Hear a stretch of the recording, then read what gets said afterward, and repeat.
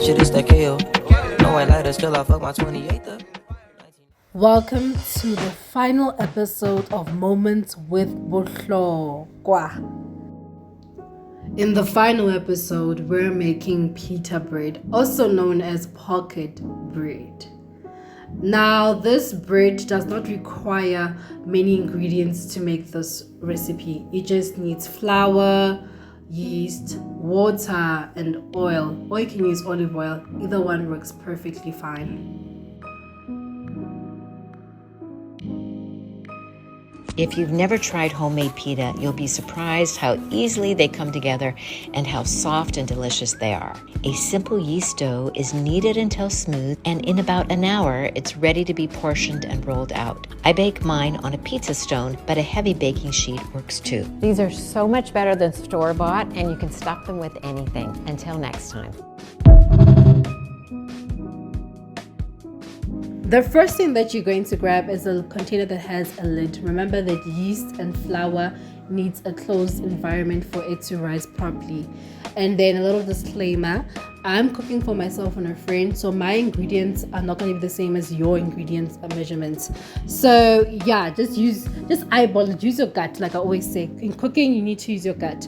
So I'm using half a cup of warm water, not cold water, warm water. Remember that for yeast to work properly, it needs warm water. So half a cup of water, a teaspoon of yeast, and I would say 3 tablespoons of cooking oil or olive oil, and 2 cups of flour. Now you're going to stir the dough until it becomes nice and shiny, and if your dough is a bit watery, you may add flour. The whole point of the dough needs to be nice and shiny. It doesn't have to be sticky or doesn't have to be too wet. It needs to actually form a round bowl. So just try to aim for that. Add a little bit of oil if you need to, but just make sure that it shines but not too shiny. Just keep kneading. You can use your hands, you can use a wooden spoon, or you can use a mixer if you have one of those lovely items. But the whole point is that when you're done mixing, the dough needs to form a nice shiny ball. When making this pita bread, depending on how busy you are, if you're not busy, I would suggest that you make this dough early on the day and let it rise the whole day like I did mine. But if you're in a hurry, that's no train smash. You can just make your dough and let it rest for 15 minutes. Now, if your room temperature is nice and hot, like on a sunny day, 15 minutes will be enough. But if it is a cold day, 30 minutes max, but it will rise eventually. Cover your surface with some flour so that your dough can rest on top of it. Now, if your dough is fully risen, as you can see in the video, it would just be nice and fluffy, and when you turn it around, it will just fall out of the container like mine just did.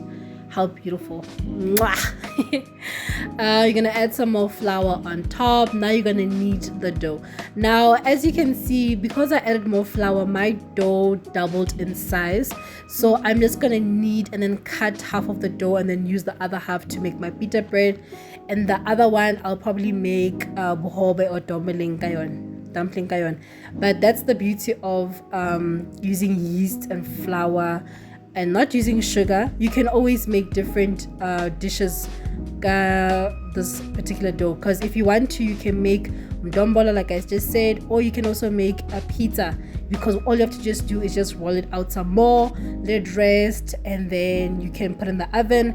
Or for bohobe, you can just cut it in half as well and then just put it in a plastic container, or if you want to be fancy, you can put it in cup molds and put it inside a pan in a plastic, let it boil for a couple of hours. Not even hours, actually, it's just 1 hour. But yeah, depending on the time you have, how much time you have. But that's the beauty of yeast and flour.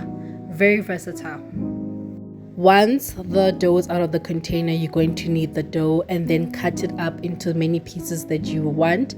For me, I was making just lunch for my friend and I, so I just needed to make 2 large pita breads. So I cut my dough in half, and then from the half I made it into 2 large balls. Then from there I flattened the dough into a flat round circle. Now, if you don't have a rolling pin, you can use glass. It's not, nobody's gonna die from using glass. and then you're gonna put in the oven. Now this needs to be cooked in the oven, baked in the oven rather, for about 15 minutes. That's what I love about making pita bread. It does not require much time. I think maybe 40 minutes to make everything and you're done, you see. So you're gonna let that bake for about 15 minutes. You can turn it on each side if you want to, but the whole point of making the pita bread, the bread needs to be light brown, not dark brown. If you make it darker than this, that means it's burnt. Just like how you make bread, or when you buy bread, you want your bread to be light, because if it's dark, that means it's burnt. And then from once the pita bread has done cooking, you're gonna put it in a container just to make it a bit soft, because once you've done baking the pita bread, you're gonna notice that the outside crust is a bit hard. So for it to become nice and soft, you have to enclose it in a container with a lid, let it rest for like 10 minutes. From there, you're gonna remove it, and then you may now fill it up with whatever you would like, or you can just eat it like that with tea or juice, whatever.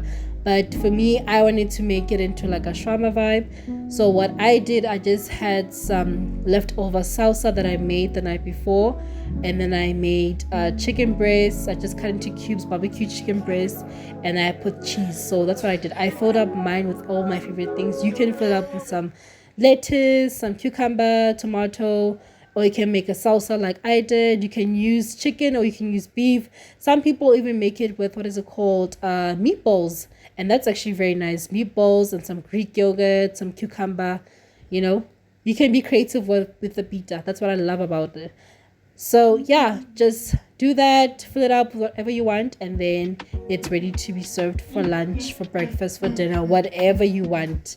So yeah, I hope you guys have enjoyed cooking with me along this series from semester 1 to semester 2. Can you believe we're finally done with our YouTube series, with our cooking series? So I hope you guys have enjoyed watching and learning from me.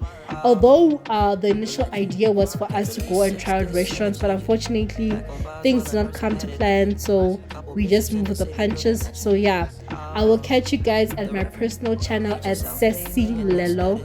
All things student, all things adventure, all things life after high school. So I will catch you guys there. Thank you so much. God bless, and I'll see you next time. Mwah.